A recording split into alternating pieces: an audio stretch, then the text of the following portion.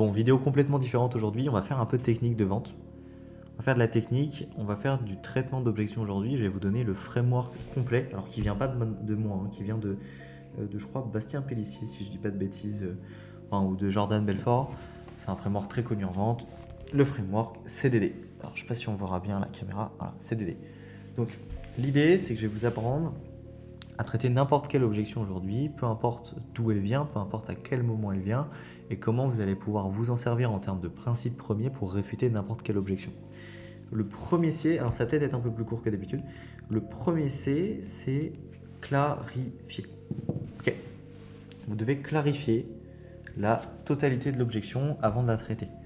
Il y a une citation d'Elon Musk que j'adore, qui dit que 90% des problèmes se règlent quand on les comprend, mais que la plupart des gens passent leur temps à essayer de résoudre des problèmes qu'ils ne comprennent pas.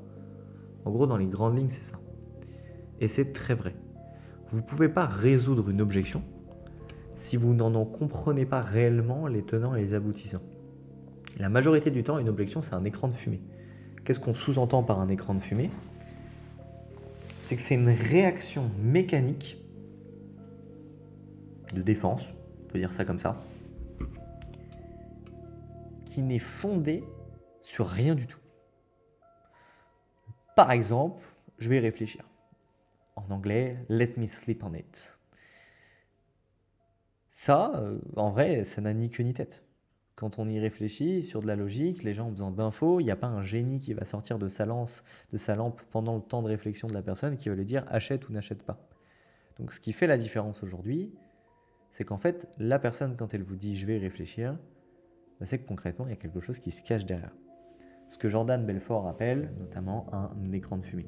Et ça, si tu es un peu connu en vente et que tu t'intéresses un peu au domaine, tu l'as entendu plein de fois. Oui, tu l'as entendu plein de fois, mais il y a plein de choses différentes que tu vas entendre dans cette vidéo. En fait, ce qu'il faut comprendre, c'est que beaucoup de vendeurs aujourd'hui traitent les objections machinalement sans vraiment comprendre comment ils arrivent à les résoudre. Et là, on touche du doigt un problème majeur. Si tu sais résoudre les objections, mais que tu n'en comprends pas la logique pour les résoudre, le jour où c'est un peu différent, tu es dans un moins bon mood, tu vas jamais pouvoir la résoudre. Ça, c'est grave. Donc, je préfère que vous appreniez les principes premiers.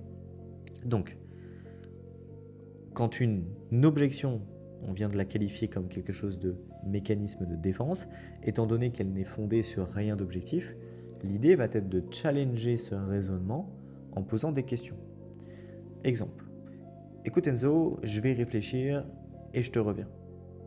Première chose, avant de clarifier, je rajouterai une micro-étape avant. Accepter, accueillir. C'est complètement ok. Jamais pas de problème. Toujours du positif. C'est complètement ok, Kevin. Juste pour comprendre, quand tu me dis que tu vas y réfléchir, ça va être quoi les éléments que tu vas aller regarder durant ton temps de réflexion, que je pourrais t'envoyer éventuellement, qui vont conditionner ta décision que tu n'aurais pas eu aujourd'hui dans l'appel. C'est important pour moi pour pouvoir t'apporter de l'aide. Boum. Là, je pose une question ouverte, je pose une question qui est pertinente, parce que au lieu de lui dire « écoute, tu n'as pas besoin de plus d'informations, tu n'as pas besoin par exemple de plus de temps, tu as besoin de plus d'infos », en fait, je vais l'emmener sur ce terrain-là en lui posant des questions. Un très bon vendeur, il a repéré dans sa tête ce qui posait problème, ce qui n'était pas logique. Là, la logique, c'est qu'il n'a pas besoin de plus de temps, mais besoin de plus d'infos. Mais qu'au lieu d'argumenter pour lui, je vais poser des questions qui vont le faire se rendre compte qu'il a besoin plutôt de plus d'infos. Là, il va me dire, écoute Enzo, moi, factuellement, la problématique que j'ai aujourd'hui et ce sur quoi je vais réfléchir, c'est plutôt sur l'aspect budgétaire et si ça vaut vraiment le coup. Quand tu dis si ça vaut vraiment le coup, Kevin, juste pour comprendre, qu'est-ce que tu sous-entends par là ? Là, je suis toujours en train de clarifier. N'ayez pas peur dans vos phases de clarification de vraiment tout comprendre. Vous voyez, je fais des super dessins pendant les vidéos, le mec est ultra concentré. En fait, on vient rayer l'écran de fumée et en fait, on vient clarifier l'objection. Mais il y a plusieurs steps en fait pour la clarifier. En fait, je suis en train de me questionner si c'est vraiment pertinent pour moi et si je vais vraiment avoir des résultats. Boum. Là, on peut passer au step 2 parce qu'on a la vraie objection. Mais je vais y réfléchir, je vais en parler à ma femme, c'est pas le bon moment, c'est des objections. Aujourd'hui, évidemment, je ne vais pas parler de traitement d'obstacles. Une objection, c'est quelque chose qui est annoncé après l'investissement, après le prix si vous préférez, et les obstacles, c'est toutes les petites barrières avant l'annonce de l'investissement. Évidemment, moi je suis plutôt de l'école, traite les obstacles avant de vouloir traiter les objections, parce que comme ça, tu vas pouvoir beaucoup plus facilement vendre, tu n'auras plus d'objections. Moi j'ai plus d'objections en appel de vente, mais bon, c'est quand même important de vous transmettre cette connaissance. Et puis en plus, vu que vous n'écoutez pas quand on vous éduque sur la vente et que vous préférez regarder des best-of traitement des objections, je vais vous en donner. Donc, la personne, elle va vous dire, bon, bah voilà, je dois y réfléchir, je suis pas sûr d'avoir des résultats. Super. On vient d'avoir la clarification de l'objection. On va donc maintenant pouvoir, discuter. On va pouvoir discuter. Il va falloir comprendre et rassurer la personne. Ok, ça marche. C'est uniquement sur cette question-là que va porter son attention, justement, pour pouvoir te décider. Oui. Par curiosité, aujourd'hui, qu'est-ce qui pourrait te rassurer dans le fait d'avoir des résultats qu'on n'a pas réussi à justement gérer aujourd'hui dans l'appel? Boum, on relance une autre question ouverte. Cette question ouverte, elle est ultra pertinente parce que derrière, elle va nous permettre de comprendre le chemin de pensée. Étant donné que lui, son chemin de pensée, il n'est pas logique, en fait, on a challengé le je vais réfléchir, on se retrouve avec je suis pas sûr d'avoir des résultats, qui est la réelle objection. Nous, on veut comprendre comment il a analysé la situation pour lui poser des questions sur les faiblesses de son raisonnement. Je sais c'est technique comment je m'exprime, mais j'espère que vous comprenez. Pour lui poser des questions sur la manière dont il a raisonné, voir les faiblesses de son raisonnement, lui poser des questions sur ses faiblesses, casser ses faiblesses, reconstituer le système de croyance et le faire acheter. Ok, imaginez comment c'est dur pour moi d'essayer de vous expliquer ça. Donc, ok, en fait, c'est que moi, je ne suis pas sûr de pouvoir avoir des résultats avec mon 35 heures. Ok, donc là, en gros, notre prospect il est en train de poser une problématique sur le 35 heures. Donc, c'est potentiellement un manque de temps. Mais on va quand même approfondir. Ok, je comprends. Quand tu dis « je ne suis pas sûr de pouvoir réussir avec mon 35 heures », concrètement, qu'est-ce que ça veut dire? Le manque de temps, c'est quoi? Ouais, concrètement, c'est le manque de temps. Où la personne, elle va pouvoir vous dire potentiellement, c'est la charge mentale. Petit tips, ne pensez jamais quelque chose à la place du prospect. Ne pensez pas que s'il vous dit c'est mon 35 heures, c'est forcément le temps. Tant qu'il ne vous a pas dit clairement ce qui était bloquant, n'induisez pas à la place de lui-même. Ok? Donc, on va chercher à comprendre ça. Non, moi, c'est vraiment au niveau du temps. Ok, je comprends. Question, quand tu me dis que tu as peur avec ton 35 heures et que c'est uniquement au niveau du temps, qu'est-ce qui te fait croire aujourd'hui que ça ne serait pas jouable avec tes 35 heures? Je sais pas, j'ai vu qu'il y avait la plateforme de formation, etc. Et là, boum. En fait, on vient de se rendre compte que la problématique, c'était la charge temporelle.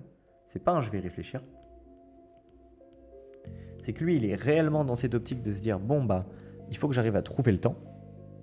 Donc maintenant, on va pouvoir passer à la dernière étape, qui est le dégager l'objection. Je vous l'écris et je vous le montre, promis avec ma belle écriture.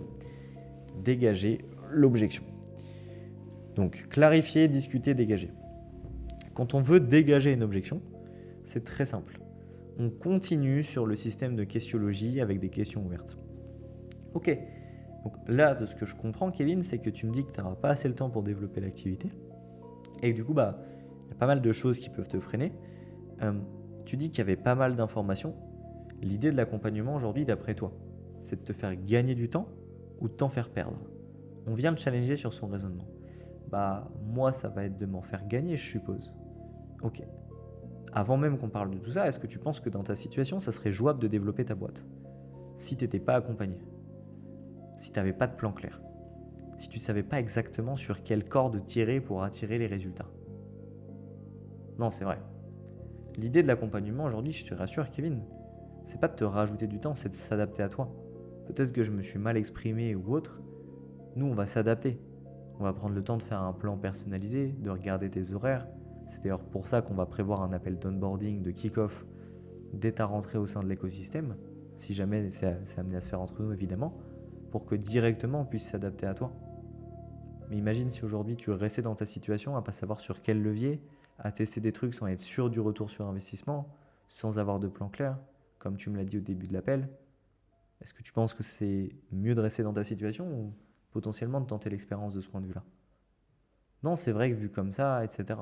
Est-ce qu'il y a d'autres choses qui pourraient te retenir de prendre une décision avec nous aujourd'hui? En fait, je n'ai fait durant tout ce traitement d'objection que de poser des questions. Mais ces questions amènent une réflexion tellement profonde, tellement logique, que la personne achète. Mon ton de voix n'a pas bougé, ma manière de m'exprimer n'a pas bougé, mon débit de parole n'a pas bougé, j'ai juste rajouté 2-3 silences, et j'ai challengé sa manière de voir les choses. Et en fait, c'est pareil pour toute objection. Je dois en parler à ma femme. Ok, je comprends absolument. Quand tu me dis je dois en parler à ma femme, qu'est-ce que tu sous-entends par là? Ça va être quoi le sujet de discussion? En fait, je dois quand même lui en parler avant de prendre une décision. Super. Quand tu dis que tu vas aller parler à ta femme, est-ce que tu vas aller chercher son approbation ou est-ce que tu vas aller chercher sa validation? Approbation, ça veut dire que si factuellement elle te dit non, bah, tu ne te lances pas. Validation, c'est juste que en fait, tu ne veux pas lui faire un enfant dans le dos et tu sais que tu veux t'engager pour le coup, mais tu veux quand même lui en parler. Non, moi je suis plutôt dans le premier cas, dans le deuxième cas, pardon. Ok, super.